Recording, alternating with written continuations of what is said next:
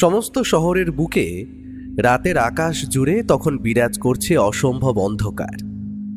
তার মধ্যে আজ ঘোর অমাবস্যা।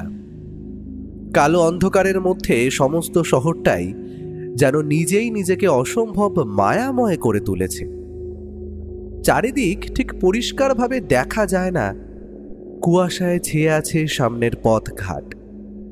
তিলোত্তমা এখন ঘুমিয়ে আছে চিরতরে। ঘড়ি বলছে রাত প্রায় 12টার কাছাকাছি হবে। এমনিতেই শীতের রাত। এখন 9টা বাজতে না বাজতেই কলকাতা ঢলে পড়ে নিদ্রার দেশে। রাস্তার ওই কুকুরগুলোর চিৎকার ছাড়া আর কিছু কানে আসে না। ওই জীবগুলো যেন শীতল অলস রাতে নিজেদের বাঁচাতে গা ঢাকা দিয়েছে অন্য কোথাও। রাত যত বাড়ছে চারিদিক যেন আরো নিজেকে অন্ধকারে লুকিয়ে নিচ্ছে। তার উপর এত অন্ধকারে ভিতর কোথাও কোনো শব্দ নেই। তিলোত্তমা আজ যেন নিজেকে প্রমাণ করতে চাইছে শতাব্দী প্রাচীন কোনো নগরীর ভগ্নস্তূপের সাথে। অন্য সমস্ত জায়গায় এই নিস্তব্ধতার কিছুর প্রভাব না পড়লেও কলকাতায় কিছু কিছু অলিগলিতে এই নিস্তব্ধতা অনুভব করা যায়। রাস্তার বাঁকে বাঁকে কিছু হতদরিদ্র মানুষের দল শুয়ে আছে ছেঁড়া কাঁথা কাপড় নিয়ে। ওদের নেই কোনো ছাদ, নেই কোনো সম্বল। কিন্তু শত ফাঁকা রাস্তার ভিড়ে এখনো উত্তর কলকাতার বাড়িগুলো দাঁড়িয়ে আছে কালো অন্ধকারের দৈত্যের মতো। অলিগলিগুলো যেন আরো বেশি নিস্তব্ধ। সমস্ত অন্ধকার যেখানে জমাট বাঁধে সেই স্থানেই ধীরে ধীরে জন্ম নেয় শয়তান। আর শয়তানের কবলে আসা মাত্রই বৃদ্ধি পায় অপরাধের আগুন। কিন্তু এমন সময় হঠাৎ সেই নিস্তব্ধতাকে খান খান করে ভেসে এলো কিছু শব্দ। একটা মানুষের পায়ের বুটের ভারী শব্দ শোনা যাচ্ছে। ঠক ঠক শব্দ করে এগিয়ে আসছে লোকটা। অন্ধকারের মধ্যে লোকটাকে যেন মনে হচ্ছে মৃত্যুপুরীর এক সাক্ষাৎ যমদূত। রাতের অন্ধকারে এই শীতের বেলায় লোকটা কি করতে বের হয়েছে এই উত্তর কলকাতার অলিতে গলিতে?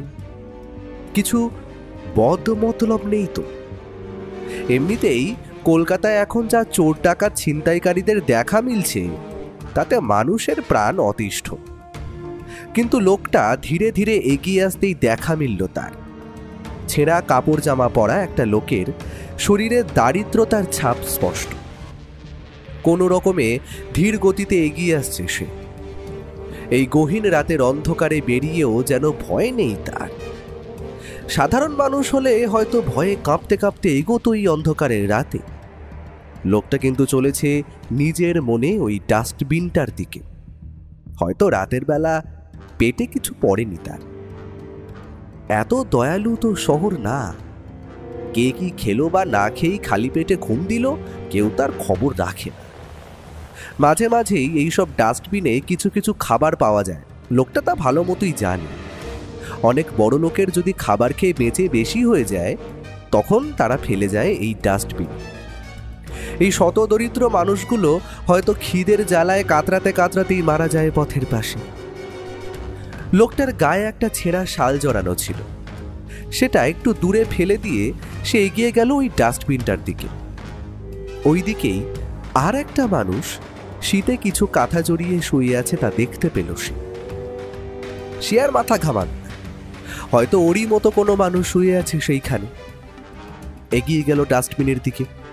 তন্ন তন্ন করে খুঁজে দেখল যদি একটুকুও খাবার পাওয়া যায়। প্লাস্টিক, কাগজ আর ময়লার স্তূপের বিশ্রী গন্ধ যেন ওর নাকে কোনো অনুভূতি সৃষ্টি করছে না। লোকটা নিরাশ হয়ে পিছিয়ে গেল।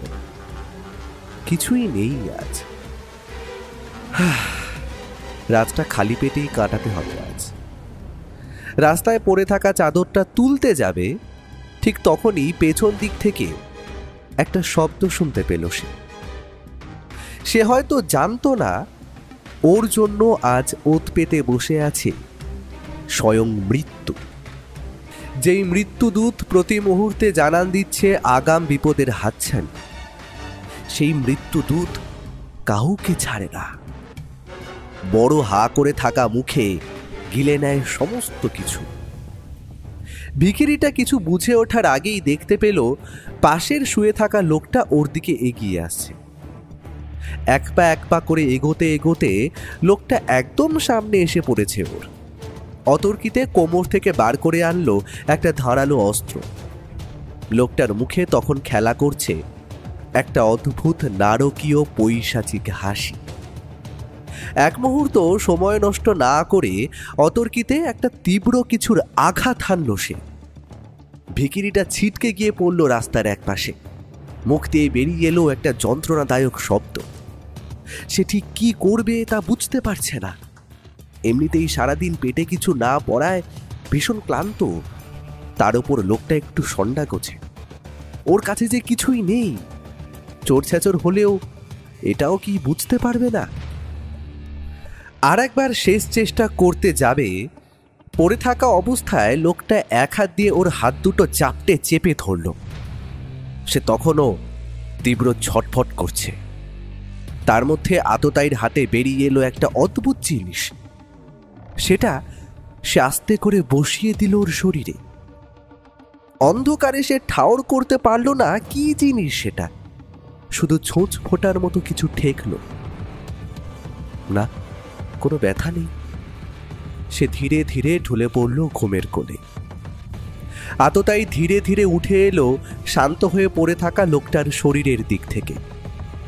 তার কাজ শেষ। মুখে তখনও খেলা করছে একটা অদ্ভুত হিংস্র হাসি। একটা বাঘ যেমন অসহায় হরিণকে শিকার করে, তার মুখেও যেন এখন খেলা করছে সেই একই রকম হাসি। উত্তর কলকাতার এই নির্জন গলিতে হঠাৎ কি হয়ে গেল কেউ জানতেও পারল না।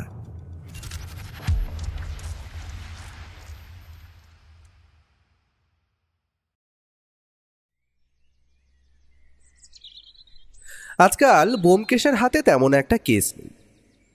সে তার মাথার ক্ষুরোদার বুদ্ধিকে কয়েক মাস যাবৎ ব্যবহার না করতে পারার জন্য বেজায় বিষণ্ণতার সাথে দিন কাটাচ্ছে। এমনটা নয় যে বাইরে খুন চুরি অথবা রাহাজানির মতো ঘটনা ঘটছে না, তবে ওই একটাই সমস্যা, কেস যদি বয়ে বাড়িতে দুয়ার গোড়ায় না আসে তবে পাওয়া যায় কি করে? ওকে জিজ্ঞেস করলেই প্রতিবার ও বলে, কেস পাওয়া না পাওয়া কোনোটাই কি আমাদের হাতে হে ভাইয়া? সবটাই হলো এই কপালের দোষ। তোমার তো আর আমার মতো বরাত নয় যে কাজ না হলে হাঁড়ি চড়বে না। তুমি ঠিক ছন্দে গদ্য মিলিয়ে লিখলেই পকেটে ঠিক পয়সা চলে আসবে। সে আর কোথায়, তুমি বললেই হলো। আসলে লেখালেখি করার জন্য তো নতুন নতুন প্লটের দরকার হয় নাকি? সেটা না হলে যে পাঠকগুলার বই কিনতে আসবে না, তাই স্রেফ গাঁজাখড়ি দিলেও আজকাল আর চলে না, বুঝলে? আর প্রকাশকেরও আজকাল যা ডিমান্ড, তোমায় আর কি বলি। তোমার কি বিশ্বাস তিলোত্তমার চোর ছ্যাঁচোর ছিনতাইবাজ বা খুনিরা কি অপরাধ করা বন্ধ করে দিল নাকি? না, সেটার সম্ভাবনা তো আপাতত দেখছি না। তবে আমার বিশ্বাস আজকাল যা ঠান্ডা পড়েছে, চোর বাবাজিরাও বোধ করি লেপ তোষক মুড়ি দিয়ে দিব্যি শান্তির ঘুম ঘুমোচ্ছে। হ্যাঁ, সেটাই বাকি আছে আর কি। তবে আমার এখন বুদ্ধিটা খোলার জন্য একটা শিক্ষিত মাস্টার মাইন্ডের দরকার। ওই সহজে ধরা দেওয়ার মতো চোর বা খুনি হলে আবার হবে না। পাকা মস্তিষ্কের অপরাধীর দরকার, বুঝলে হে ভাইয়া? বুঝলাম। তবে ও তো আর আমাদের হাতে নেই। স্বয়ং সর্বশক্তিমান জানেন তিনি কি করবেন। এখন উনিই ভরসা। হ্যাঁ, কথাটা বললাম বটে, তবে কথাটা যে এত তাড়াতাড়ি ফলে যাবে সেটা আন্দাজ করতে পারি, এবং সেটা ঘটলও বেশ আকস্মিকভাবেই। লালবাজার থানার বড়বাবু বিধুবাবুর কথা তো আমি আপনাদের আগেই বলেছি। অনেক গুরুত্বপূর্ণ এবং কঠিন কেসে ওনার দরকার পড়লে তিনি ওর সাহায্য নেন মাঝে মধ্যে। এইবারটাও তাই ঘটল। তাহলে ঘটনাটা বরং প্রথম দিয়েই বলা যাক। সেই দিন শীতকালের এক অলস দুপুরে আমি আর বৌঠান বৈঠকখানার আরাম কেদারায় বসে গল্প করছি। আসলে শীতের দুপুরে যেন কিছুই করতে ইচ্ছে করে না। অলসের মতো শুধু বসে থাকতেই ভালো লাগে। শাল আর সোয়েটার জড়িয়েও যেন এই শীত মানতেই চায় না। সারাটা দিনে কতবার যে গরম চা খাওয়া হচ্ছে তার আর কোনো হিসেব নেই। বৌঠানও চা বানাতে বানাতে হাঁপিয়ে উঠেছে, তাই এখন থেকে চা করার ভার গিয়ে পড়েছে পুঁটিরামের ওপর। পুটিরাম আমাদের বাড়িতে আছে ব্যোমকেশের আমার সাথে দেখা হওয়ারও আগে থেকে। আগে সে রান্নাবান্না আর বাড়ির টুকটাক কাজ দেখত, তবে বৌঠান আসার পর ওর একটু সুবিধেই হয়েছে। বৌঠানের হাতের রান্নার স্বাদের কোনো জবাব নেই। বৌঠান আসার পর থেকে আমাদের আর অন্য কোথাও খাবার খেতে ভালোই লাগে না। আর এর মধ্যে প্রকাশকের চাপটাও এখন কম, কারণ এই সবে পূজাবার্ষিকীর জন্য নতুন উপন্যাস লিখে দিয়েছি, তাই পকেটও ভর্তি, অপরদিকে মেজাজটাও ফুরফুরে। সত্যি বলতে কলকাতায় এইবার এতটা শীত পড়েছে যে আর পারা যাচ্ছে না। লোকজন তো তাই রাত 9টার পর আর দেখাই যায় না রাস্তায়। সবাই যত তাড়াতাড়ি সম্ভব কাজ সেরে বাড়ি ফিরতে চায়।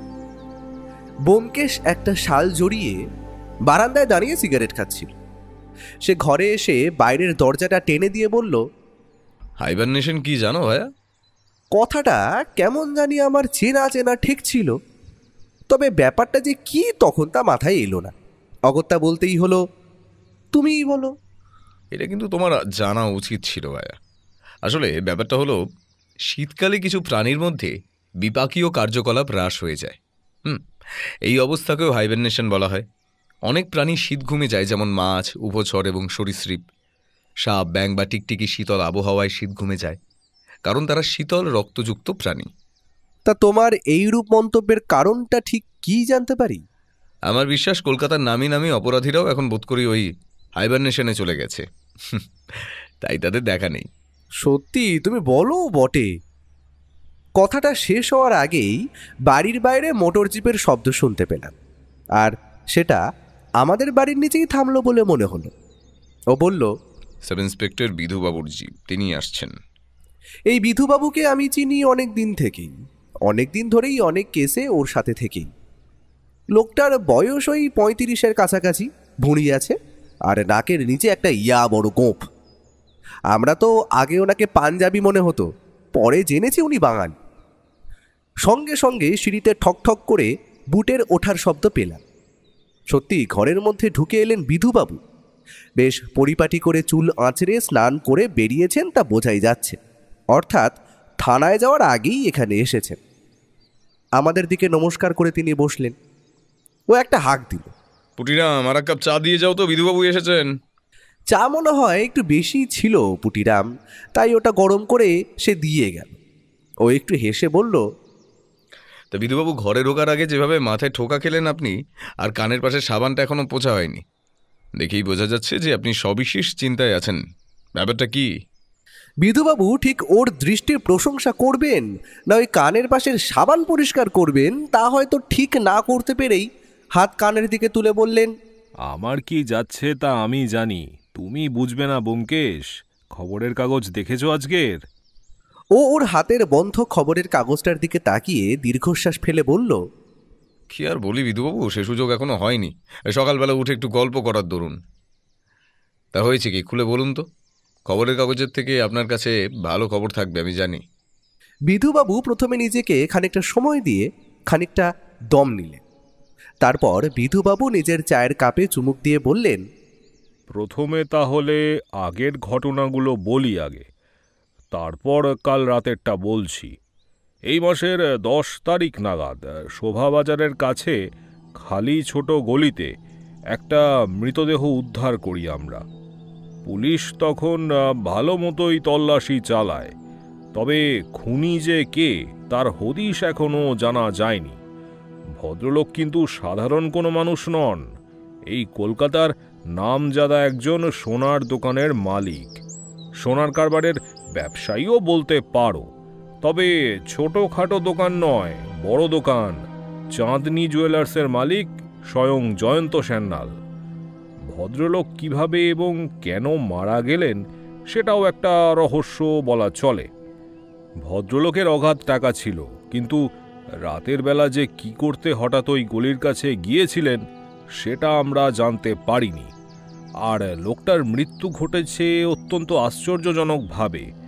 গায়ে কোনো ছোড়া বা আঘাতের চিহ্ন নেই, বা বলা যায় শরীরের কোথাও কোনো ক্ষত নেই। পোস্টমর্টেম করেও জানা গেছে শরীরে কোনো বিষেরও প্রবেশ ঘটেনি। তবে কিভাবে মরল উনি, এটা পুলিশ কিছুতেই ধরতে পারছে না ব্যোমকেশ। পোস্টমর্টম রিপোর্টেও মৃত্যুর কারণ ধরা পড়েনি বলছেন আপনারা, কিন্তু বড়ই অদ্ভুত এবং অবাক করে দেওয়ার মতো কিন্তু ঘটনাটা। হ্যাঁ, সেটাই তো বলছি। বড় লোকেদের যে শত্রু থাকবে সেটা স্বাভাবিক, কিন্তু মোটিভ ছাড়া কেউ তাকে খুন করবেই বা কেন বুঝতে পারছি না কিছুতেই। ওটা তো গেল একটা, আর তারপর ওই রকমই ডালহৌসির কাছে এক নির্জন গলিতে পাওয়া যায় অপর একটা মৃতদেহ। দিনটা মনে পড়ছে ওই এই মাসের 20 তারিখ হবে। দেহটা ছিল একজন নামজাদা উকিল বিকাশ মুন্সির। লোকটারও খুনের কোনো মোটিভ নেই, সেমও ওইভাবেই মৃত্যু ঘটেছে ওরও। পোস্টমর্টেম করেও কোনো লাভ হয়নি। খুনের সব কিছু সেম, কিন্তু মানুষ আলাদা। এই গেল দুইজনের কথা। 20 তারিখের খবরটা আমার চোখে পড়েনি, তবে 10 তারিখের খুনটা আমি খবরের কাগজে দেখেছিলাম।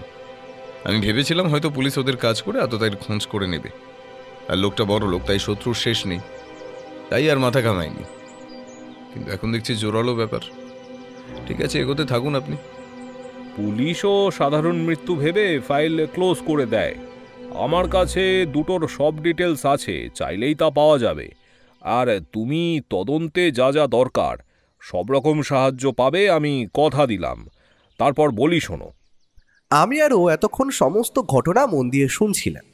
এবার ও পকেট থেকে একটা সিগারেট ধরিয়ে একটা বড় সড়ো টান দিল। তারপর ধোয়ার রিংটা ওপরের দিকে ছেড়ে বিধুবাবুর উদ্দেশ্যে বলল, সিগারেট চলবে বিধুবাবু? না, এখন দরকার নেই, সকালে একটা নিয়েছি। আমার আবার বেশি খাওয়া বারণ আছে। এই পরে কি ঘটলো সেটা বলি শোনো। বিধুবাবু আবার বলা শুরু করলেন। কিন্তু অসুবিধাটা হলো অন্য। কাল ঠিক রাত 12টার দিকে উত্তর কলকাতার একটা গলিতে নতুন একটা মৃতদেহ পাওয়া গেছে। কাল তারিখ ছিল 30, বুঝতেই পারছো।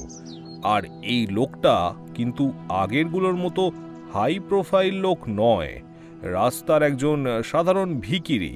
সকালে ভিক্ষা করত পথে পথে, আর রাতের বেলা ঘুমিয়ে পড়তো ফুটপাতে। এই লোকটাকেও খুন করা হয়েছে ওই একইভাবে।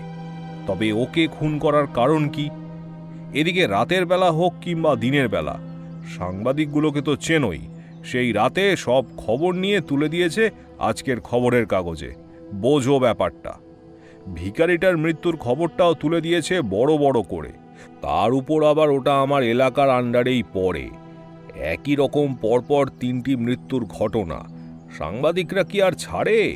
রং চড়িয়ে পুলিশ কি করছে এই সব লিখে ভরিয়েছে যত সব। আর ওই পুলিশ সুপার লোকটা সকাল সকাল উঠে কি ভাবে কে জানে, ঠিক লোকটা উঠে খবরের কাগজ দেখেছে আর সঙ্গে সঙ্গে আমায় ফোন।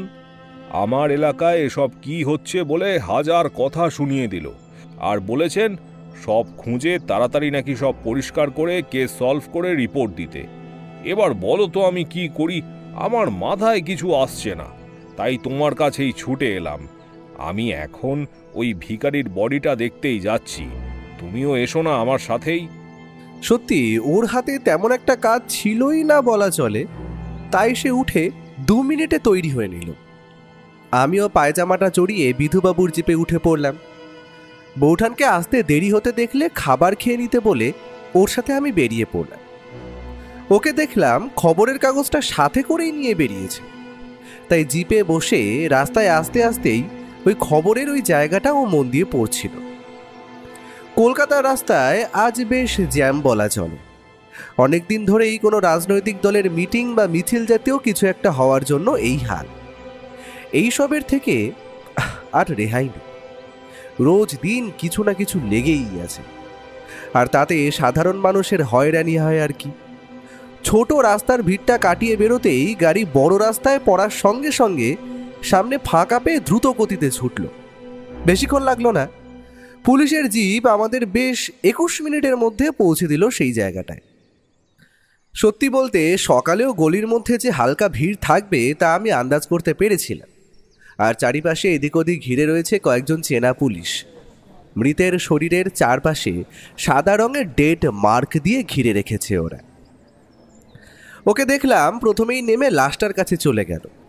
তারপর প্রথমেই হালকা ঝুঁকে নিচু হয়ে সে বডিটার দিকে দেখতে লাগলো। লোকটার বয়স হবে ওই 40-এর কাছাকাছি। গায়ে ছেঁড়া অপরিষ্কার জামা কাপড়, মুখে ভর্তি বড় বড় দাড়ি গোঁফ। লোকটার মুখের বা শরীরের কোনো বিকার নেই। দেখে তো মনে হচ্ছে অতি নিরিবিলিতে ঘুমোচ্ছে, হঠাৎ হয়তো সে জেগে উঠবে। ও ভালো করে লাশটার আশেপাশের জায়গাটা একটু খুঁজে দেখছিল। সে এগিয়ে গেল পাশে অগোছালো অবস্থায় থাকা ডাস্টবিনটার দিকে। একটা পুলিশের লোককে ডেকে বলল, এটা খুঁজে দেখেছো? কিছু পেয়েছো এই ডাস্টবিন থেকে? লোকটা দেখলাম মাথা নেড়ে না জানিয়ে দিল। ও এবার এগিয়ে গিয়ে ভালো করে লাশটা পরীক্ষা করে আমার দিকে তাকিয়ে বলল, কি ভাইয়া, দেখে কি বুঝছো? মুখের দিকটা একটু মন দিয়ে লক্ষ্য করো তো ভালো করে। আমিও কিন্তু দেখে তেমন কিছুই বুঝতে পারলাম না, এতে আবার এমন কি আছে। চোখের সামনে লোকটা পড়ে আছে, আমি ওর দিকে তাকিয়ে মাথা ঝাঁকিয়ে না বলে দিলাম। ও আমার দিকে তাকিয়ে একটু হাসলো। সেই সময় আমি দেখতে পেলাম ওর চোখ দুটো চকচক করে উঠল। সূর্যের আলো চশমার কাছে এসে পড়লেও বোধ করি এত বেশি চকচক করতো না। বিধুবাবু এতক্ষণ একটা কনস্টেবলের সাথে কথা বলতে ব্যস্ত ছিলেন। সেই কনস্টেবল ওনার হাতে একটা ফাইল দিল। সেটা নিয়ে তিনি আমাদের দিকে এগিয়ে এসে বললেন, তোমাদের দেখা শেষ আশা করি। তাহলে আমি বডিটা নিয়ে যাওয়ার ব্যবস্থা করি।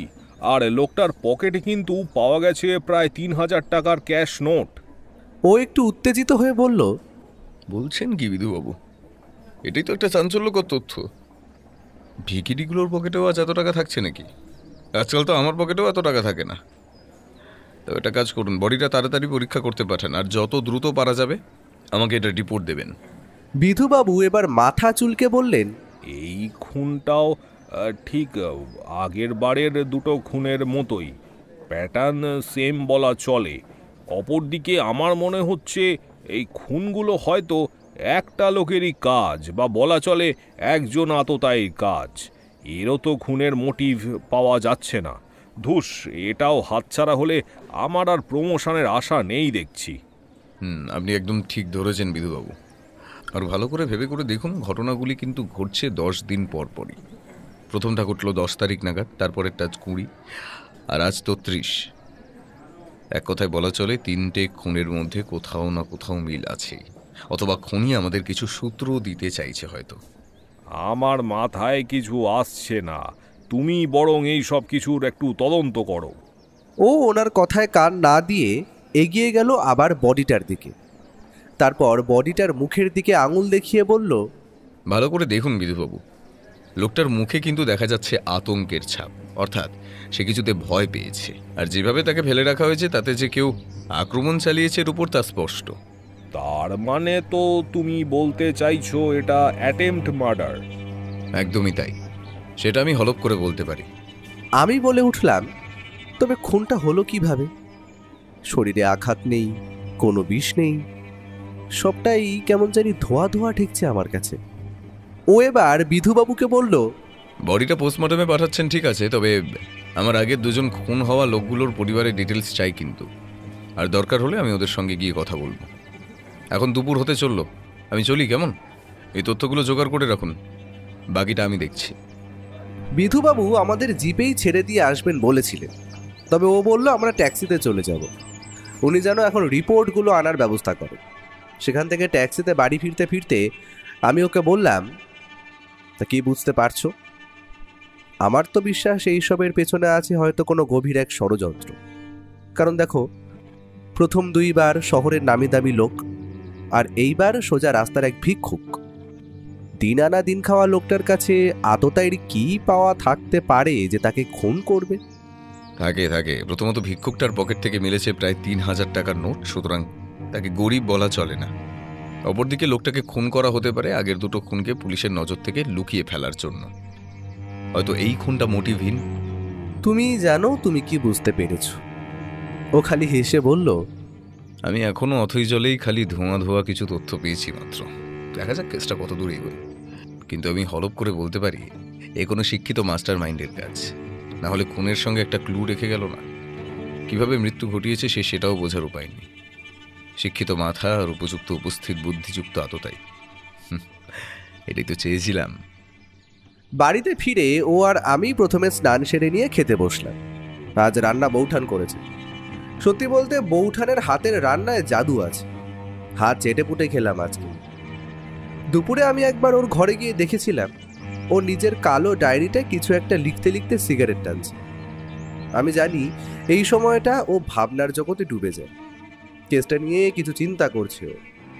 তাই এখন কিছু প্রশ্ন করে বিরক্ত করে লাভ নেই, কিছুর উত্তরও পাবো না। তাই আমি বসার ঘরে একটা বই পড়ছিলাম। তখনই হঠাৎ আমাদের ঘরের টেলিফোনটা বেজে উঠল। আমি পাশেই ছিলাম, তৎক্ষণাৎ তুলে নিলাম সেটা। হ্যালো, হ্যাঁ, কে বলছেন? বলার সাথে সাথেই উল্টো দিক থেকে ভেসে এলো বিধুবাবুর গলায়। আচ্ছা, তুমি ব্যোমকেশ কি ঘরে আছে? ছাড়ো, তোমায় বলে দিই, হাতের কাছে কাগজ পেন থাকলে একটু নিয়ে নাও। আমি ওনার কথা মতো একটা পেন নিয়ে নিলাম, আর কাগজ পাশেই ছিল। উনি একটা ঠিকানা বললেন আর আমি নোট করে নিলাম। হ্যাঁ, ওকে বলে দিও এই ঠিকানাটা কিন্তু প্রথম যিনি খুন হন তার বাড়ির। ওনার মৃত্যুর পর ওনার স্ত্রী মিসেস স্যান্নালি ওদের দোকান চালান। আর দ্বিতীয় যে উকিল খুন হন, ওর তিনকুলেও কেউ ছিল না, তাই ওর ঠিকানা জেনেও লাভ নেই আশা করি। আর একটু পরেই একটা কনস্টেবল তোমাদের বাড়িতে 3টে রিপোর্ট পৌঁছে দেবে। ব্যোমকেশকে ওটা ভালো করে দেখে নিতে বলো। আর নতুন কিছু জানলে আমাকে বলতে ভুলবে না কিন্তু। আমি মাথা নেড়ে হ্যাঁ জানিয়ে ফোনটা নামিয়ে রাখলাম। ওর ঘরে গিয়ে বিধুবাবুর বলা কথাগুলো খুলে বললাম সবটা। ওর ভুরুটা এমনিতেই কুঁচকেই ছিল। আমার কথাগুলো শুনে ভ্রুকুটিটা যেন আরও বেড়ে গেল। ও বলল, ঠিক আছে, কনস্টেবলটা রিপোর্ট আনলে আমার কাছে নিয়ে আসবে। অগত্যা আমি বসার ঘরে অপেক্ষা করতে লাগলাম কখন লোকটা আসবে চিন্তা করে। এমনিতেই দুপুরবেলা, তার ওপর আবার পেটে ভাত পড়েছে। চোখটা যেন বন্ধ হয়ে এলো। কখন যে চোখটা লেগে গেল তা বুঝতে পারিনি। সোফায় বসিয়েই ঘুমিয়ে পড়লাম। এর মধ্যে কখন যে লোকটা এসে রিপোর্টগুলো ওর হাতে তুলে দিয়েছে তা আমি জানি না। ঘুম যখন ভাঙল তখন প্রায় বিকেল 5টার কাছাকাছি। এমনিতেই শীতকাল, তার উপর এখন আবার তাড়াতাড়ি অন্ধকার হয়ে যায়। আমি যখন ওর ঘরে গেলাম 3টা ফাইল পড়ে থাকতে দেখলাম। ও আমায় দেখেই বলল, ও তুমি, ঘুম ভাঙলো তবে? তৈরি হয়ে নাও, মিসেস শ্যানলালের সঙ্গে বাড়ি যেতে হবে।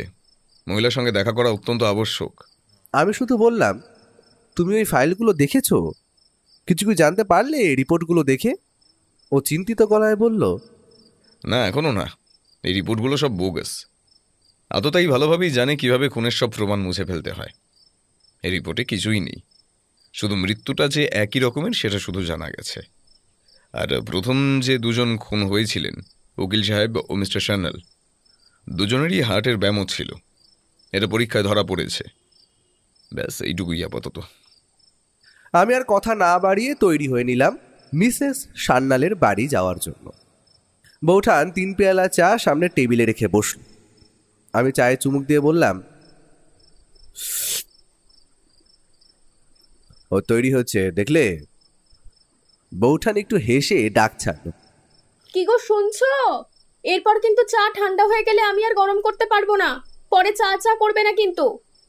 ও দেখি তৈরি হয়ে সুরসুর করে উঠে এসে সামনের পেয়ালায় চুমুক দিয়ে বলল, চাটা না করলেও হতো, সন্ধ্যাবেলায় মিসেস শ্যানলের বাড়ি যাব। তিনি কি আর চা না খাইয়ে ছাড়বেন? আচ্ছা, আজ খেয়ে আসো তাহলে। কিন্তু কাল সকাল বিকেল তোমাদেরকে কে চা দেয় আমিও দেখবো। আরে রাগ করার কি আছে বলো? তোমার হাতে চা না খেলে আমার কি আর মাথা খোলে? থাক থাক, আর আদিক্ষেতা দেখাতে হবে না। কেসটা শেষ হলে তার ব্যাপারে আমায় এসে বলতে হবে কিন্তু। ছোট করে যা হয় তুমি তা ঠাকুরপুর থেকে পরে শুনে নিও। বেশিক্ষণ বাকি নেই যে, আমরা বেরোবো এক্ষুনি। আমি বসে চা খেতে খেতে দিদিকে ছোট করে সমস্ত ঘটনা বললাম। ততক্ষণে ওকে দেখি হাতে ফাইলগুলো নিয়ে চলে এসেছে। আমায় বলল, ওরও এবার আর দেরি করা যাবে না, বেশি দূরে না, আমাদের বাড়ি থেকে মিনিট 20 হাঁটার পথ। গল্প করতে করতে পৌঁছে যাবোক্ষণ। তাই চলো তাহলে। তবে ফাইলগুলো নিচ্ছ যে? ও শুধু বলল, এটা এখন আর আমার লাগবে না, ফেরার সময় বিধুবাবুকে ফেরত দিয়ে আসবো, তাই নিয়ে নিলাম। আজ সন্ধ্যায় ফুটপাতে বেশি ভিড় নেই, তাও চলন্ত গাড়ির হর্নের আওয়াজ, পাশ দিয়ে বেরিয়ে যাওয়া বাসের কন্ডাক্টরের চিৎকার, ওপাশ দিয়ে ফেরিওয়ালার শব্দ, সব মিলিয়ে কিন্তু কলকাতা তার নিজের জায়গাতেই আছে। রাস্তার বাতিগুলো জ্বলে গেছে।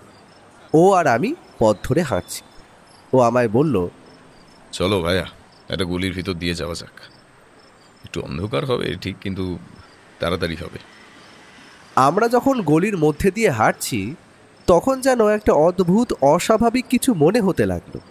সেটা যে কেন তা আন্দাজ করতে পারলাম না।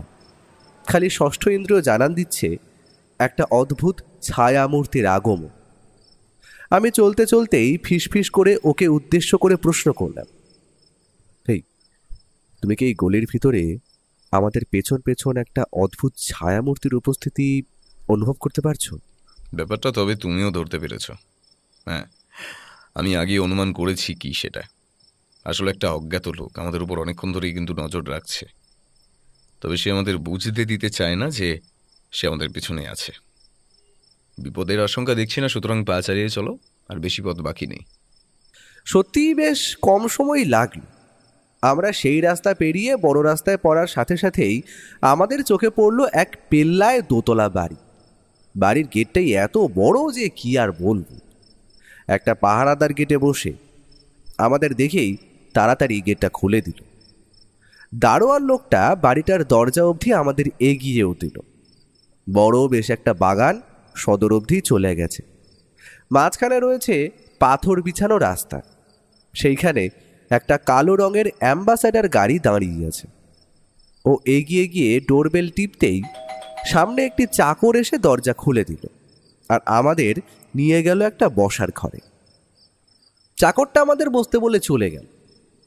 বেশি সময় লাগলো না। ঘরে এসে প্রবেশ করলেন একজন মহিলা, বয়স ওই আন্দাজ 27-এর কাছাকাছি। মহিলা এতটা সুন্দর ও এতটা কম বয়সী হবেন সেটা আমরা আশা করিনি।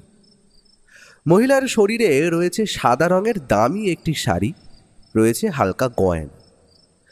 মুখের অবস্থা অতটা ভালো নয়। হয়তো এই কয়েকদিন আগেই স্বামী মারা যাওয়ার ক্ষতটা এখনও সেরে ওঠে। আমরা উঠে দাঁড়িয়ে নমস্কার জানালাম। মহিলা বললেন, নমস্কার, আপনি আশা করি ব্যোমকেশ বাবু, তাই তো? পুলিশের থেকে আমাকে আগেই ফোন করা হয়েছিল। আসুন, ভিতরে আসুন। বলুন, কেমনভাবে আপনাদের সাহায্য করতে পারি? ও একটু শান্ত গলায় বলল, আমি আপনার স্বামী ও আরও 2জন খুনের তদন্তের ভান নিয়েছি, তার জন্যই আপনার কাছে আসা। আপনাকে কয়েকটা প্রশ্ন করার আছে। আমি জানি পুলিশ তার নিজের মতো করে জেরা ঠিকই করেছে, তবে আমি আমার দিক থেকে কিছু প্রশ্ন করতে চাই। আপনার স্বামীর খুনির শাস্তি হোক সেটা নিশ্চয়ই আপনি চান, তবে আমায় একটু সাহায্য করুন। অবশ্যই, আপনারা বলুন, আপনারা কি জানতে চান? আমি যতটা জানবো ততটা বলবো। আপনাদের সাহায্যে ওনার খুনির শাস্তি হলে ওনার আত্মার শান্তি হবে। বলুন আপনি। আমাদের প্রথম প্রশ্ন হলো, আপনার সঙ্গে আপনার স্বামীর সম্পর্ক কেমন ছিল? আর যেদিন রাতে উনি খুন হন তার কয়েকদিন আগে থেকে কি নতুন কিছু অস্বাভাবিক আচরণ লক্ষ্য করেছিলেন? না, সেই রকম তো কিছু চোখে পড়েনি। আর সম্পর্কের কথা যদি বলেন, আমার স্বামী এবং আমার মধ্যে বয়সের পার্থক্যটা অনেকটাই বেশি ছিল। তবে তার জন্য সম্পর্কের কোথাও আঁচ কমেনি, সবটাই স্বাভাবিক ছিল। আচ্ছা, বুঝলাম। আচ্ছা, আমায় একটা কথা বলুন তো, মিস্টার শ্যানল রাতের বেলা ওই গলির কাছে কি করছিলেন? ব্যাপারটা বড়ই অদ্ভুত যে ভদ্রলোক তো সুস্থই ছিলেন, তবে ওই রকম সময় তাও আবার রাতের বেলা কেন গেলেন সেইখানে ধরতে পারলাম না। আচ্ছা, আপনাকে কি সেই রাতে কিছু বলে গিয়েছিলেন? উনি তো যেরকমের মানুষ, গাড়ি ছাড়া তো চলার কথা তো ভাবাই যায় না। আপনি যেটা বলছেন সেটা একদম সত্যি। আর সেই দিন ঠিক কি যে হলো আমিও বুঝলাম না। রোজ যে সময় খাওয়া দাওয়া করেন সেই রকমই করলেন। রাতে খাওয়া দাওয়ার পর শুধু বললেন, আমার একটা কাজ আছে, বেরোবো, একটা পুরনো হিসেব মিলিয়ে নিতে হবে। ও মাথায় ভ্রুকুটি এনে জিজ্ঞেস করলো, পুরনো হিসেব বলতে? উনি আপনাকে কিছু বলেছেন নাকি এই ব্যাপারে? ভদ্র মহিলা একটু ইতস্তত করে বললেন, আমি আপনাদের কিছু তথ্য জানাতে চাই যা আমি পুলিশকেও বলিনি। সত্যি কথা বলতে, আমার স্বামী লোকটা আমার বিশ্বাস ভালো লোক ছিলেন না। কারণ ওনার শুনেছি ভিতরে আরও অনেক কারবার চলতো, এমনকি চোরা পাচারের সঙ্গেও যুক্ত ছিলেন তিনি। আর আপনারা জানবেন, হয়তো ধনীর শত্রুর অভাব হয় না। অবশ্যই, আপনি নির্দ্বিধায় বলুন, তাতে তো আমাদেরই কাজ করতে সুবিধে হবে। আর অপরদিকে খুব তাড়াতাড়ি আপনার স্বামীর খুনিও ধরা পড়বে।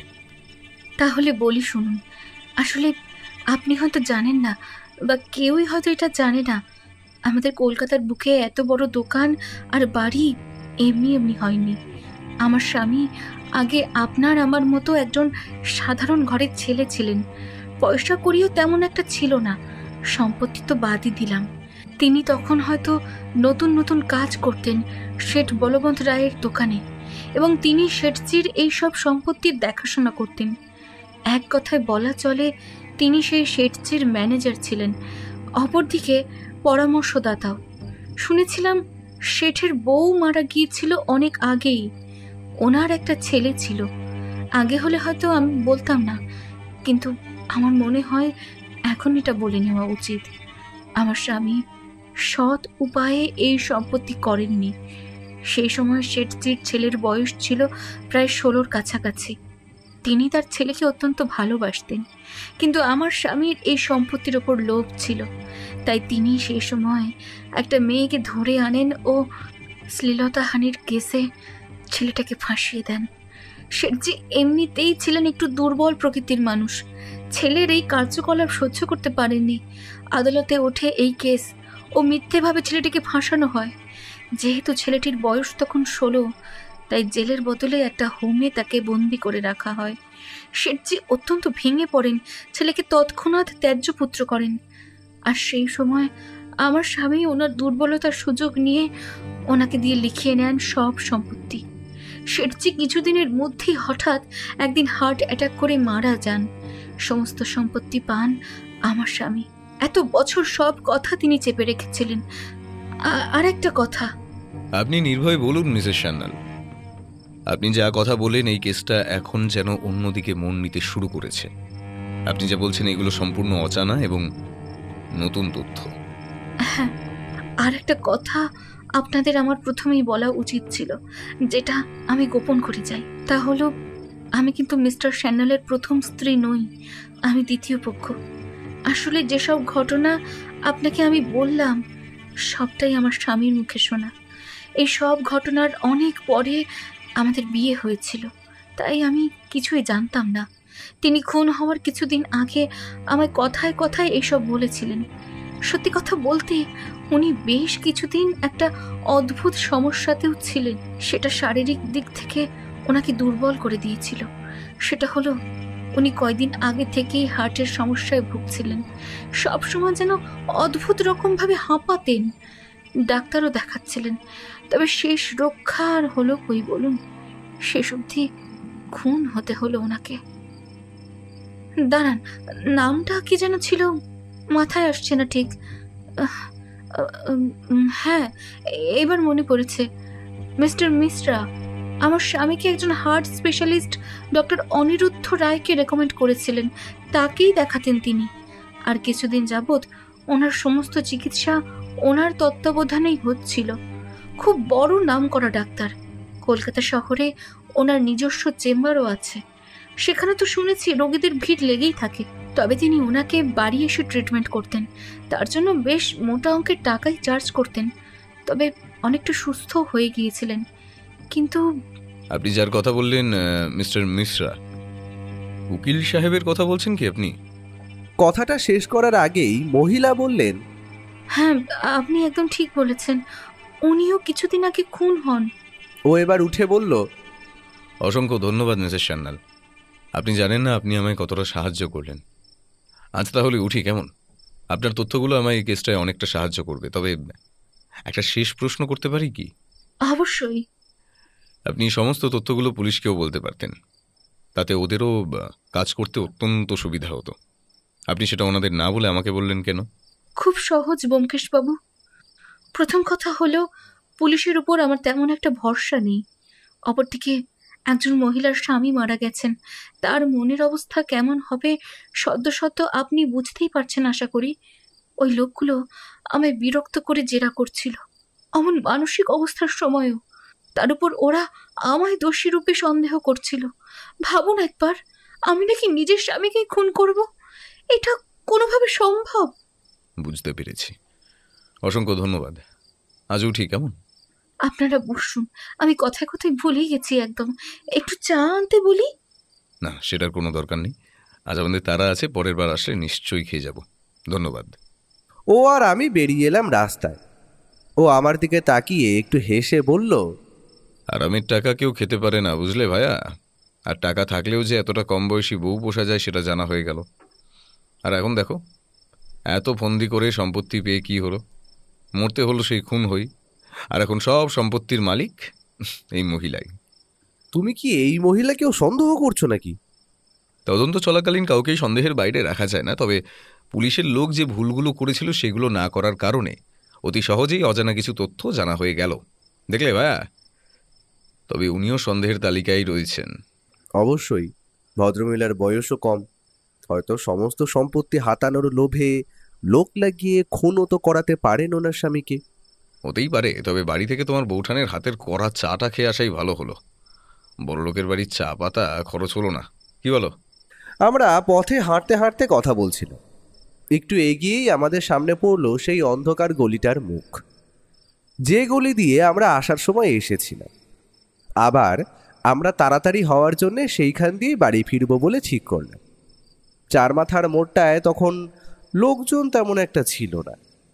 আমরা পার হয়ে ওই গলিতে ঢুকতেই যাব, ঠিক সেই সময় একটা বড় কাণ্ড ঘটে গেল। সমস্ত ঘটনা এতটা দ্রুত হলো যে বলে বোঝাতে পারবো না। গলিটার বাম পাশে আমরা যে পথ দিয়ে সামনের দিকে এগোচ্ছি তখনই শুনতে পাই শব্দটা কানে যাওয়ার সাথে সাথেই ষষ্ঠ ইন্দ্রিয় জানান দিল আগাম বিপদের বার্তা। আর এক মুহূর্ত সময় নষ্ট না করে আমাদের উল্টো দিক থেকে ভেসে এলো একটা ভারী গাড়ির ইঞ্জিনের শব্দ। ও আর আমি পথ পার হচ্ছি, হঠাৎ করেই একটা গাড়ি আমাদের পেছনে, বলা নেই কওয়া নেই, বিশ্রীভাবে সেটা অত্যন্ত দ্রুত বেগে এগিয়ে এলো আমাদেরই দিকে। অন্ধকারে গাড়ির চালকের মুখটা সঠিকভাবে দেখতে পারিনি। অপরদিকে গাড়ির নাম্বার প্লেট যেন কিছু একটা দিয়ে আগে থেকেই ঢাকা ছিল। যে গাড়ির চালক, সে হয়তো ইচ্ছে করেই এতটা জোরে চালাচ্ছে। লোকটার মতলব ছিল হয়তো আমাদের গাড়ির নিচে ফেলে মেরে ফেলা। তবে ব্যাপারটা কি অত্যন্ত সহজ? ও সবসময় অত্যন্ত চনমনে এবং সর্বদা প্রস্তুত। সে এক ধাক্কায় আমায় ফেলে দিল রাস্তার একদিকে, আর সঙ্গে সঙ্গে শেষ মুহূর্তে নিজেও লাফ মেরে দিল। তারপর সে একটা ডিগবাজি খেয়ে পড়ে নিজেই উঠে দাঁড়ালো রাস্তার পাশে। গাড়িটা তখন আমাদের কাবু না করতে পেরে তীব্র গতিতে যেমনভাবে এসেছিল ঠিক তেমনভাবেই এগিয়ে গিয়ে ডান দিকের গলি দিয়ে সোজা হারিয়ে গেল।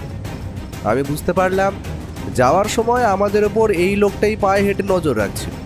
সে বুঝতে পেরেছিল ফেরার সময় আমরা এই পথেই আসব, আর সে সেটার অপেক্ষাই করছিল আমাদের শেষ করে ফেলা। ও উঠে নিজের জামার নিচের দিকটা একটু ঝেড়ে বলল, তুমি ঠিক আছে তো ভাইয়া? হ্যাঁ, আমি ঠিক আছি, কিন্তু তোমার হাতটা একটু ছড়ে গেছে তো, ওটাকে তো এক্ষুনি ফার্স্ট এড করতে হবে। তাড়াতাড়ি চলো, পাশের কোনো ওষুধের দোকান সামনে পেলে বরং করে নেবো। চলো তাড়াতাড়ি। তোমার ওইসব নিয়ে চিন্তা করতে হবে না। এইসব ছোটোখাটো আঘাত আমার লাগতেই থাকে, কিচ্ছু হবে না। কিন্তু একটা জিনিস স্পষ্ট হলো, কেউ হয়তো জানতে পেরেছে আমি এই কেসটা হাতে নিয়েছি, তাই আমায় সরিয়ে দিতে চাইছে। এবার থেকে রাস্তাঘাটে অত্যন্ত সাবধানে চলতে হবে। যে লোক একসাথে তিনটে খুন করতে পারে, সে নিজেকে বাঁচাতে অবশ্যই আমাদের রাস্তা থেকে সরিয়ে দিতে চাইবে। চলো, এখানে দাঁড়িয়ে সময় নষ্ট না করে বাড়ির দিকে এগোনো যাক। সেই রাতে আমরা বাড়িতে ফিরে এলাম। বৌঠানকে আর এই হামলার ব্যাপারে কিছু জানালাম না, কারণে সে অকারণেই খালি খালি চিন্তা করবে। অবশ্যই ও আমায় এটা করতে বারণ করেছিল। ও আজ একসাথে খেলো না, ওর খাবারটা ঘরে গিয়ে দিয়ে আসতে বলল। ও এখন ভাবনার দুনিয়ায় ডুবে আছে। এখন কেউ ওকে ডিস্টার্ব করে, ও তা পছন্দ করে না। কিছুক্ষণ পর যখন ওর ঘরে গেলাম, দেখলাম এদিক ওদিক পায়চারি করছে আর সিগারেট টানছে। খাবারটাও পড়ে আছে পাশে। ওটা দেখে আমি বললাম, তুমি এখনো খাওনি? খেয়ে দিয়ে কাজ করো। খাওয়ার সময় হয়নি ভাইয়া। তুমি একটা কাজ করো তো, কালো ডায়েরিটা খোলো, ওটায় যা যা লেখা আছে বলো আমায় একবার। আমি যতক্ষণ ডায়েরিটা নিজের সামনে মেলে ধরে চোখ বোলাচ্ছি, ও ওর হাতে খাবারটা নিয়ে বসল। আমি ডায়েরিটা ভালো করে দেখলাম। সেখানে লেখা আছে ছোট ছোট খুদে অক্ষরে কিছু প্রশ্ন। আমি পড়া শুরু করলাম। দাঁড়াও, প্রথমে আছে 1, মিস্টার সান্যাল ও উকিল মিস্টার মধ্যে সম্পর্কটা ঠিক কেমন? কেন ভদ্রলোক এই উকিলকে চিনতেন? এবং কেনই বা ওরা দুইজন পরপর একসাথে খুন হলো? দুইজনের খুনের মধ্যে কি কোনো লুকোনো যোগসূত্র আছে? দ্বিতীয় প্রশ্ন, 3 জন খুন হলো, কিন্তু ভিখারিটাকে মারার কারণ কি? সে কি আগের খুনগুলো হতে দেখে ফেলেছিল, তাই তাকে এই দুনিয়ার থেকে সরিয়ে দেওয়ার দরকার পড়ে? ভিখারিটার কাছে অতগুলো টাকা এলো কিভাবে? 3 নম্বর প্রশ্ন, মিসেস সান্যাল কথা বলার সময় কিছু যেন লুকিয়ে যেতে চাইছেন, কি সেটা? আর তিনি যে তথ্যগুলো দিলেন সবটাই কি সত্য, নাকি এইগুলোর আড়ালেও আরো কিছু সত্য লুকোনো আছে? ভদ্রমহিলা কি সম্পত্তির জন্য নিজের স্বামীকে মারতে চাইবেন? পরের প্রশ্ন, অনেক বছর আগের যশবন্ত শেঠজির মৃত্যুটাও কি স্বাভাবিকভাবেই হয়েছিল, নাকি তাকেও খুন করা হয়েছিল পরিকল্পিতভাবে? 5 নম্বর, খুন হলো কিন্তু কোনো প্রমাণ নেই কেন? আততায়ী খুনটা তবে করলো কিভাবে? কি অজানা রহস্য লুকিয়ে আছে এইসবের পেছনে? সবার মৃত্যু ঘটলে কার সব থেকে সুবিধে হবে, প্রতিশোধ নাকি অন্য কিছু? শেষ প্রশ্ন, আততায়ীর কি এখনো কাজ বাকি আছে, না শেষ? নতুন খুনের চেষ্টা? আমি এই প্রশ্নটা দেখা মাত্র চমকে উঠলাম। বললাম, আচ্ছা, নতুন খুনের চেষ্টা মানে? তুমি কি সন্দেহ করো যে এখনো কারো মৃত্যু ঘটতে পারে? ও খেতে খেতে আমার প্রশ্নটা শুনে সেটা অবজ্ঞা করে খালি মাথা নেড়ে বলল, এখনো 2টো প্রশ্নের উত্তর পাওয়া বাকি, না হলে এটা সহজেই আন্দাজ করা যেত।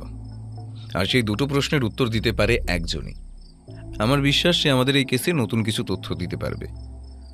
আমায় একবার বিধুবাবুকে ফোন করতে হবে, কটা অন্য তথ্য জানা দরকার। সেই রাতে ও যে অনেকক্ষণ জেগেছিল এবং কেসটা নিয়ে চিন্তা করছিল সেটা জানতে পারি পরের দিন বৌঠানের থেকে। সেদিন সকালে যখন বসার ঘরে ওকে দেখলাম তখন ও অনেকটাই শান্ত। এই রূপ আমার চেনা, অর্থাৎ ও কিছু জানতে পেরেছে, তার মানে যবনিকা পতন হতে আর বেশি সময় বাকি নেই। কিছুক্ষণ বাদে বৈঠকখানায় একবার ফোন বেজে উঠল। ও ফোনের সামনেই ছিল। স্পিকারে থাকায় কথাগুলো একদম স্পষ্ট কানে এলো। বিধুবাবু বলছেন, হ্যাঁ ব্যোমকেশ, তোমাদের কিছু তথ্য দিই, আশা করি কাজে আসতে পারে। প্রথমত, এই উকিল ও মিস্টার সান্যাল কিন্তু ভালো বন্ধু ছিলেন। সোর্স দিয়ে জানা যায় প্রায় 6 বছর আগে এদের একটা কেস কোর্টে ওঠে কোনো শেঠের ছেলেকে নিয়ে। ওরা তাতে জিতেও যায়। ছেলেটির পরে সাজা হয়েছিল 3 বছরের। এটা বাসি খবর, পরে খবর দিন। আচ্ছা, যে মেয়েটাকে ওই শেঠজির ছেলে অত্যাচার করার চেষ্টা করেছিল, মেয়েটার নামটা কি জানেন, বা বয়স এখন কত হতে পারে? কেন জানবো না, এই রেকর্ড চেক করে এলাম। মেয়েটার বয়স ওই এখন 27-এর কাছাকাছি হবে। ঠিক আছে বিধুবাবু, আর বলতে হবে না, বুঝে গেছি। এবার একটা কাজ করুন, যার উপর কেস হয়েছিল অর্থাৎ শেঠজির ছেলে, ওর এখন কোনো খোঁজ আছে কিনা খবর নিয়ে দেখুন। আমার মন বলছে ছেলেটি হোম থেকে ছাড়া পাওয়ার পর উধাও হয়ে গেছে। বিধুবাবু একটু উত্তেজিত হয়ে বললেন, হ্যাঁ একদম ঠিক বলেছো ব্যোমকেশ, ছেলেটাকে তারপর আর কেউ দেখেনি। ঠিক আছে, একটা ছোট্ট প্রশ্ন বাকি, ওটার উত্তর পেলেই ধরে নিন আমার কেস সলভ। তবে একটা সাহায্য লাগবে আপনার। আজ রাতে আমরা ডক্টর অনিরুদ্ধ রায়ের ডাক্তারখানায় যাব। 10 জনের পুলিশ ফোর্স লাগবে, বাকিটা পরে বলছি। আর আমি একবার থানায় যাব বিকেলের দিকে। রাখছি এখন। ও রিসিভারটা নামিয়ে রাখলো। আমার মাথা মুন্ডু কিছুই ঢুকলো না কি বলতে চাইছে ও। ওই জানে ও কি করতে চাইছে। তবে দুপুরের খাওয়া দাওয়া শেষ করে ও আমায় আজ কিছু না বলেই বেরিয়ে গেল। কেসের শেষ মুহূর্তে এলে ও কেমন যেন শান্ত হয়ে যায়। সবসময় সে কোথাও বেরোলে আমায় তো নিয়ে যায়, তবে আজ যে কেন নিয়ে গেল না সেটা বুঝতে পারলাম না। আমি একটু একটু ওই বইটা উল্টে পাল্টে দেখছিলাম, এমন সময় ঘরের দরজা খুলে ভেতরে ঢুকলো এক বছর 50-এর অচেনা লোক। লোকটাকে দেখে অনেকটা চেনা চেনা মনে হলেও কোথায় যে দেখেছি সেটা মাথায় এলো না। ভালো করে দেখলে লক্ষ্য করা যাবে লোকটার মাথায় একটা টুপি, চোখে গোল গোল চশমা, তাতে আবার ফিতে আছে, সেটা গলায় ঝুলছে। নাকের ডগায় একটা ছোট গোঁফ, পরনে সিল্কের কাজ করা পাঞ্জাবি। এক ঝলক দেখে মনে হচ্ছে যেন কোনো ধনী মানুষ, কিন্তু আমাদের ঘরে। জিজ্ঞেস করলাম, আগে আপনি কে? এখানে কি কিছু দরকার আছে? ব্যোমকেশ আসলে একটু বেরিয়েছে, আপনার যদি ওর সাথে দেখা করার থাকে আপনি তবে বসতে পারেন। হ্যাঁ বাবা, দরকার বলে দরকার। ঘোর রহস্য উদ্ঘাটন করতে হবে ওকে। কিন্তু তুমি আমাকে চিনতে পারলে না, এটাই খারাপ লাগলো আমার। লোকটাকে তো আগে দেখেছি বলে মনে পড়ল না, তাই আমি আর কথা না বাড়িয়েই বলে দিলাম, না আপনাকে তো ঠিক চিনলাম না। কে বলুন তো আপনি? বৃদ্ধ ভদ্রলোক আমার কথা শুনে হো হো করে হেসে উঠলেন। তারপর হঠাৎ চেনা গলায় উত্তর এলো, তুমি যখন চিনতে পারোনি তাহলে কেউ বুঝতে পারবে না। নিশ্চিত হওয়া গেল।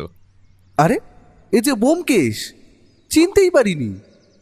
ও যে ছদ্মবেশে এসেছে, সত্যি এই ছদ্মবেশ চিনতে না পারার জন্য একটু লজ্জাও হলো বটে, কিন্তু ওর আবার এই ছদ্মবেশ নেওয়ার কারণ কি?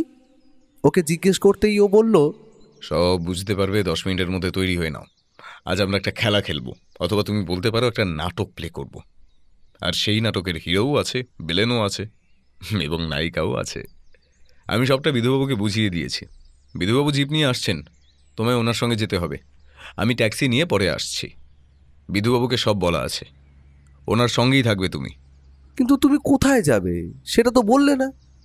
আমার তো জানার জন্য মনটা কেমন আনচান করছে। এখন যেটা বলা হয়েছে সেটা করো। সমস্ত প্রশ্নের উত্তর সঠিক সময়ে পাবে, চিন্তা নেই। তবে একটা যে দারুণ অ্যাকশন নাটক দেখতে চলেছ সেটা হলপ করে বলতে পারি। অগত্যা আর কি করব, এটা ওর একটা অভ্যেস, কিছুতেই ও খুলে বলবে না। রহস্যের জবনিকা পতন হওয়া অবধি অপেক্ষা করতেই হবে। আমি তৈরি হয়ে বসেছিলাম। বিধুবাবু যখন এলেন তখন প্রায় সন্ধ্যা 6টা হবে। ভদ্রলোক আজ ফোর্স নিয়ে এসেছেন। আমাকে গাড়িতে বসিয়ে জিপ ছেড়ে দিল। জিপের সাথে পেছনে আরও একটা গাড়ি, তাতে রঙিন পোশাকে কিছু পুলিশও আছে তা বুঝতে পারলাম। আর প্রত্যেক পুলিশের কাছেই আগ্নেয়াস্ত্র থাকবে এটা আর বলে দিতে হয় না। আমি বিধুবাবুকে বললাম, বিধুবাবু আপনি কিছু ধরতে পারলেন? ও কি আপনাকে কিছু বলেছে? আচ্ছা হচ্ছেটা কি বলুন তো, আমি তো কিছু বুঝতে পারছি না। বিধুবাবু দেখলাম একটু ঘুমু ঘুমু চোখ করে একটা হাই তুলে বলল, আমি যদি জানতাম তাহলে তো হয়েই যেত। তুমি যে তিমিরে, আমিও ঠিক সেই তিমিরেই। ব্যোমকেশ এখন কাহিনীর হিরো। ও যতক্ষণ সবটা না খুলে বলছে ততক্ষণ সবাই ধোঁয়াশাতেই থাকবে। এখন অপেক্ষা করা ছাড়া আর তো কোনো উপায় নেই। তবে আমরা যেখানে যাচ্ছি সেইখানেই আসল আততায়ী বা খুনি আছে, জেনে রেখো। কলকাতার রাস্তায় ট্রাফিক এড়িয়ে কিছুক্ষণের মধ্যেই আমাদের গাড়িটা থামলো একটা রাস্তার চার মাথার মোড়। গাড়িটা একটু দূরেই পার্ক করা হলো। বিধুবাবুকে আজ অনেকদিন পর রঙিন পোশাকে দেখলাম। পুলিশগুলো এদিক ওদিক রাস্তায় ছড়িয়ে পড়ল। বুঝলাম যখন সময় হবে ওরা ঠিক চলে আসবে। বিধুবাবু আমায় নিয়ে গেলেন একটা ডাক্তারের চেম্বারের দিকে। বাইরে বড় বড় করে লেখা ডক্টর অনিরুদ্ধ রায়, হার্ট স্পেশালিস্ট। আমি বুঝতে পারলাম ইনি সেই ডাক্তার যিনি সোনার দোকানের মালিক, যিনি খুন হয়েছিলেন মাসের 10 তারিখ নাগাদ, ওনার চিকিৎসা করছিলেন। তবে কি ওই ডাক্তারবাবুকেই সন্দেহ করছে? বাইরে দাঁড়িয়ে এইসব চিন্তা না করে আমরা পা বাড়ালাম সামনের চেম্বারের দিকে। আমরা চেম্বারের ভেতরে যেতেই বেশ রোগীর ভিড় লক্ষ্য করলাম। প্রত্যেকেই যে কম বেশি হার্টের রোগী সেটা আর বলে দিতে হয় না। আর অত্যন্ত সহজেই আন্দাজ করা যায় এই ডাক্তারের পসার বেশ ভালোই। আমাদের আগেই প্রায় 8 জনের ওপর ছিলেন। আমরা বেঞ্চে বসে অপেক্ষা করছি। ঠিক এমন সময় হঠাৎ করেই আমার চোখ চলে গেল বাইরের রাস্তায়। সেখানে এখন একটা ট্যাক্সি এসে থামলো চেম্বারের বাইরে।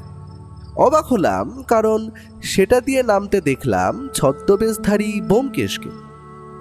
কিন্তু তার থেকেও বেশি অবাক হলাম, ও এই ছদ্মবেশে এগিয়ে এলো একজন মহিলাকে সাথে করে। এই মহিলাকে আমরা চিনি। এই মহিলা আর কেউ নন, ইনি হলেন মিসেস সান্যাল। তার মানে ও ওনার সাহায্য নিচ্ছে এই কেসটার তদন্ত করার জন্য। মাথাটা কেমন যেন গুলিয়ে আসছিল। এমন সময় ও দ্রুত গতিতে এগিয়ে গেল সামনের কম্পাউন্ডার লোকটার কাছে। তারপর সেখানে নিজের গলাটা একটু বয়স্ক করে বলল, আমার নাম লেখানো ছিল ডাক্তারবাবুর কাছে, ভেতরে যেতে পারি? কম্পাউন্ডার লোকটা প্রথমে ওর নাম জানলো, তারপর নিজের মোটা খাতায় সেই নাম মিলিয়ে মাথা নেড়ে লোকটা ওদের ভিতরে যাওয়ার অনুমতি দিয়ে দিল। মহিলা আর ভায়া এগিয়ে গেল ডাক্তারবাবুর ঘরের দিকে। ততক্ষণে বেশিরভাগ রুগীর চিকিৎসা হয়ে গেছে, তাই চেম্বারটা মোটামুটি ফাঁকাই বলা চলে। আমি আর বিধুবাবু তখন যেন পুতুলের মতো বসেছিলাম। সময়ে যেন কাটছিলই না। এক একটা মুহূর্ত যেন এক এক ঘন্টা মনে হচ্ছিল। মনের ভিতর চলছে হাজারো প্রশ্নের ঢেউ। তবে কি এই ডাক্তারই খুন করেছে ওই তিনজনকে? আমরা বসে অপেক্ষা করছিলাম, হঠাৎ ভেতর থেকে ওর বাজখাই গলায় শব্দ শোনা গেল। দাঁড়ান, এটা কি ইঞ্জেকশন দিচ্ছেন একটু দেখতে পারি, ডক্টর অনিরুদ্ধ রায়? কথাটা শোনা মাত্র আমি আর বিধুবাবু ছুটে গেলাম ডাক্তারের ঘরের দিকে। মিসেস সান্যাল তখন চেয়ারে বসে। ওর হাতে উঠে এসেছে ওর রিভলভার। ওটা তখন তাক করা ডাক্তারের মাথার দিকে। লোকটা কিন্তু একটুও ঘাবড়ে যায়নি, বরং সে বিধুবাবুকে দেখা মাত্র ডাক্তার দেখলাম রাগের মাথায় গজগজ করে বলল, ইন্সপেক্টর, এগুলো হচ্ছেটা কি? আপনারা কারা? এইখানে আমার ডিসপেন্সারিতে দাঁড়িয়ে আমাকে এমন হেনস্থা করার কারণ কি? আপনারা হয়তো ভুলে যাচ্ছেন আমি একজন সম্মানীয় ডাক্তার। ও খালি হেসে বলল, হ্যাঁ, সম্মানীয়ই বটে আপনি ডাক্তারবাবু, আর আমরা সম্মানীয় ব্যক্তিদের সঠিক সম্মান করতে জানি। তাই আপনার মাথায় এই বন্দুক তাক করার সাহস দেখাচ্ছি। বেশি কথা না বলে আপনার ওই ওষুধের শিশিটা আমার হাতে দিন, আর বেশি বেগরবাই করার চেষ্টা করবেন না। আমার হাতে বন্দুক তো দেখতেই পাচ্ছেন, বাইরে পুলিশও অপেক্ষা করে বসে আছে, তাই যেটা বলা হচ্ছে সেটা করুন। আমরা বুঝতে পারলাম ডাক্তারবাবু এখন নিরুপায়, কারণ তার এক হাতে তখন ধরা একটা ইঞ্জেকশনের সিরিঞ্জ, অন্য হাতে ওষুধ। ওটা দিয়েই সেটা রোগীর শরীরে প্রবেশ করাতেন সেই মহাস্ত্র। আর সেই ওষুধের শিশিতে যে কি লুকিয়ে আছে সেটা আমরা কেউ জানি না। তবে হঠাৎ করেই ঘটে গেল একটা অদ্ভুত ঘটনা, যার জন্য আমরা একদমই প্রস্তুত ছিলাম না। আর ভাবতেও পারিনি এতজন অস্ত্রধারী পুলিশ অপরদিকে ওর বন্দুক ওনার দিকে তাক করা সত্ত্বেও তিনি এমন কিছু ঘটাতে পারেন। ঠিক এমন সময় আমরা কিছু বুঝে ওঠার আগেই ওর হাতের কাছে একটা লোক জোরে আঘাত হানল। সঙ্গে সঙ্গে ওর হাতের বন্দুকটা ছিটকে পড়ল দূরে। ঘরটা বেশ বড়ই ছিল। ও তখন অতর্কিতে আক্রমণে হকচকিয়ে গিয়েছিল। ডাক্তারের হাতে তখনও ধরা একটা ইঞ্জেকশন, আর সেটা সে বাগিয়ে আছে ওর দিকে। ওটা ফুটিয়ে দিতে পারলেই হয়তো কেল্লা ফতে, কারণ সিরিঞ্জের ভিতর কি তরল আছে আমরা তা জানি না। হয়তো ওটা দিয়েই তিনি খুন করেছিলেন আগের তিনজনকে। বিধুবাবু ওর পকেট থেকে বন্দুকটা বার করতে যাবেন, তার আগেই ওর হাতের একটা কষিয়ে ঘুষিয়ে আঘাত করলো ডাক্তারের মুখে। লোকটা একটু দূরে ছিটকে পড়ল। আমি বুঝতে পারলাম লোকটার চোয়ালের অবস্থা এখন সঙ্গী। ও মেকআপ করলে কি হবে, ও এখনো ততটাই জন্মনে। একটা ডিগবাজি খেয়ে লাফ দিয়ে পৌঁছে গেল বন্দুকটার কাছে। এবার ওটা সোজাসুজি ডাক্তারের দিকে তাক করে বলল, যে ঘুষি খেয়েছেন ওটা সারতে আপনার 3 দিন লাগবে মিস্টার যশবন্ত শেঠ। আরে নামটা শুনে চমকে উঠলেন যে? কি মনে হয় কেউ জানতে পারবেন আপনার পুরনো পরিচয়? ইতিমধ্যে বাইরে এসে দাঁড়িয়েছে অনেক পুলিশের লোক। ডাক্তার ততক্ষণে বুঝতে পেরেছে ওনার খেলা শেষ, তাই থপ করে চেয়ারে বসে পড়ল। ও তখন বিধুবাবুকে ইঙ্গিত করে বলল, আচ্ছা এই নিন বিধুবাবু আপনার আসামি। মোট 3টে মানুষকে ঔষধের বদলে স্লো পয়জন দিয়ে খুন করেছেন ইনি। আমার প্রথমেই সন্দেহ হয়েছিল লাশের শরীরে কোনো ক্ষত নেই, আবার বিষও নেই, তবে মৃত্যুটা হলো কিভাবে? এক হয়তো হতে পারে ইঞ্জেকশনটা বিষ, আবার ধারণা ডাক্তারবাবু নিজেই কিছু একটা ওই জাতীয় স্লো পয়জন আবিষ্কার করেছিলেন এবং তার পুরনো শত্রুদের খতম করার জন্য তিনি তা ব্যবহার করেন। কি ঠিক বলছি তো ডাক্তারবাবু? ডাক্তার দেখলাম এবার হুঙ্কার দিয়ে বলল, আপনারা জানেন এই লোক দুটো আর এই মহিলার জন্য আমার জীবনের সব থেকে দামি সময়টা নষ্ট হয়েছে সংশোধনাগারে। এই আমার প্রেমের জালে ফাঁসায় টাকার জন্য। আমার তখন কম বয়স ছিল, তাই ওর চাল ধরতে পারিনি। অতি সহজেই পা দিই ওই মিথ্যা ভালোবাসার জালে। ওরা তিনজন একসাথে মিলে ষড়যন্ত্র করে আমাকে ফাঁসিয়েছিল। তাই আমি প্রতিশোধ নেওয়ার জন্য ওদের কাউকে ছাড়িনি। এই মহিলাকেও আজ শেষ করে দিতাম যদি না সবাই আমার রাস্তায় বাঁধ সাধত। আমার বিশ্বাস আমার বাবাকে মেরে সমস্ত সম্পত্তি হাত করেছিল এই তিনজনই। আমি কাউকে ছাড়িনি, শেষ করে দিয়েছি ওদের। এমন সময় ও বলল, সবই বুঝলাম, কিন্তু যাই হয়ে যাক, আইন যে নিজের হাতে তুলে নেওয়া যায় না ডক্টর রায়। ওরা যাই করে থাকুক, ওদের বিচার তো আপনার করার কথা নয়। ওদের সাজা দিত পুলিশ এবং আদালত। তাই বলে আপনি একজন ডাক্তার হয়ে খুন করে বসলেন? আপনি একজন রক্ষক হয়ে ভক্ষকের ভূমিকা পালন করলেন। সমাজে এটার কিরূপ চিত্র বেরোবে তা বুঝতে পারছেন আপনি? কাল সকালে সংবাদপত্রে হয়তো ঘটা করে বড় বড় অক্ষরে সব বেরোবে। তখন কি আমরা আপনাকে বাঁচাতে পারবো? লোকটা আরো রেগে বলল, যখন এরা আমাকে মিথ্যা মামলায় ফাঁসাচ্ছিল তখন কোথায় ছিল এই আপনাদের আইন? যেই আইনের চোখই বাঁধা থাকে তাকে আমি মানি না আমি। এবং আপনাদের বিচার ব্যবস্থায় কোনো রকম ভাবেই আমার আস্থা ছিল না। যদি থাকতো তবে আমার জীবনটা বিষাদময় হয়ে উঠত না। এই মহিলা আমাকে প্রেমের জালে ফাঁসায় এবং এই আমার নামে কোর্টে দাঁড়িয়ে মিথ্যা বয়ান দেয় আমি নাকি ওর সাথে শারীরিক সম্পর্কে জড়িয়েছিলাম। এত বড় অপবাদ ভাবতে পারেন? হ্যাঁ, এই আইন শুধু বড় বড় কথা বলতে পারে, কাজের কাজ কিছুই করতে পারে না। আমি খুন করেছি, বেশ করেছি, এই মহিলাকেও করতাম। আমার কাজ শেষ এখন। আমার মৃত্যুদণ্ড দিলেও আমার এখন তাতে কিছু যায় আসে না। নিন, এবার আমায় গ্রেপ্তার করুন, দরকার পড়লে কঠিনতম শাস্তি দিন। আমি আমার কাজ শেষ করে ফেলেছি।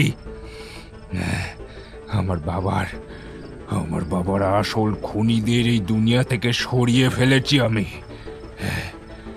ও এবার মহিলার দিকে তাকিয়ে বলল, মিসেস শানলান, আপনি যে এটাই লুকিয়ে যাচ্ছিলেন বারবার, প্রকাশ্যে এলো তো কথাটা। সত্য কখনো চাপা থাকে না, সেটা ঠিক বেরোবেই। তখন আপনি ভুল বয়ান দেন আদালতে শুধু টাকার জন্য, তাই তো? আর কিছুদিনের মধ্যেই বিয়ে করেন মিস্টার শানলালকে। মহিলার মাথা এখন নিচু। ওর দিক থেকে কিছু যে উত্তর আসবে না তা আশা করা যায়। বিধুবাবু প্রশ্ন করলেন, তবে ডক্টর রায় ওই ভিকিরিটাকে খুন করলেন কেন? একটা সিগারেট ধরিয়ে বলল, খুব সহজ বিধুবাবু, আপনি হলেও আপনি সেটাই করতেন। কেউ কি আর খুনের সাক্ষীকে ছেড়ে দেবে? রাস্তায় পথের অন্ধকারে যদি একটা ভিখারি অন্য একজন ভদ্রলোককে খুন করতে দেখে, তবে কি আর তাকে বাঁচতে দেওয়া চলে? আর পকেটে যে অতগুলো টাকার বান্ডিল পাওয়া গেছিল সেটার ব্যাপারটা ঠিক বুঝে উঠতে পারলাম না। কিন্তু পকেটে টাকার বান্ডিলটা গুঁজে দেওয়া হয়েছিল কেসটা অন্যদিকে ঘুরিয়ে দিতে। ও এবার উঠে দাঁড়িয়ে বলল, এই নিন বিধুবাবু আপনার আসামি, সব প্রমাণও আপনার হাতে। এবার আমায় অনুমতি দিন। আপনার প্রমোশনের সমস্ত বন্দোবস্ত কিন্তু আপনাকে করে দিয়ে গেলাম। এই কেসটা সলভ করে আমি মজা পেয়েছি প্রচণ্ড পরিমাণে। তাই মাথা এবং মন দুটোই একটু শান্তি। ও আর আমি ফিরে এলাম বাড়িতে। পরের দিন সকালে বিধুবাবু এলেন আমাদের বাড়ি একটা মিষ্টির প্যাকেট নিয়ে। তিনি বললেন, আপনি ধরলেন কিভাবে যে ডাক্তারই খুনি? ও হেসে বলল, আসলে 3টি খুনের রিপোর্ট দেখেই আমি বুঝতে পারছিলাম এটা কোনো শিক্ষিত লোকের কাজ, কারণ ইঞ্জেকশন ছাড়া এই মৃত্যু অসম্ভব। পরে যখন জানতে পারি শেঠজির ছেলে নিখোঁজ হয়ে গিয়েছিল, আর তার মৃত্যুর আগে উকিল আর মিস্টার শানলাল হার্ট স্পেশালিস্ট একজন ডক্টরকেই দেখাচ্ছেন, তাই বুঝতে অসুবিধা হয় না। এই লোকটাই ওদের শরীরে ধীরে ধীরে ওরই আবিষ্কার করা স্লো পয়জন দিয়ে খুন করেছে এই দুইজনকে। তাই পুলিশ বুঝতে পারেনি কিভাবে 3টে খুন হয়েছিল। তবে সবথেকে আশ্চর্যের বিষয় হলো ডাক্তার কিন্তু নিজের নামের সঙ্গে সঙ্গেই দেহের অনেক পরিবর্তন করান, তাই এখন আমরা ওকে চিনতে পারিনি। আর বড় কথা হলো লোকটার দোষ নেই। আপনাকেও যদি একসময় ভুল তদন্তে ফাঁসিয়ে জীবন শেষ করে দেয় কেউ, আপনিও বা আমিও তাই করতাম। লোকটাকে যতটা কম সম্ভব শাস্তি দেওয়া যায় তার ব্যবস্থা করুন বিধুবাবু, এটাই আমার অনুরোধ। বিধুবাবু বললেন, ধন্যবাদ ব্যোমকেশ, আমাদের এই কেসে এতটা সাহায্য করার জন্য। আমি সরকারের তরফ থেকে তোমার যথাযথ পারিশ্রমিক ও সম্মান দেওয়ার ব্যবস্থা করছি। ভায়া খালি হেসে বলল, বিধুবাবু, হিংসা আর প্রতিশোধ জিনিসটাই এমন, মানুষকে অন্ধ করে দেয়। তবে অনেকদিন পরে এই কেসটা সলভ করে মজা পেলাম। এটাকেই বলে পারফেক্ট মাস্টার মাইন্ড।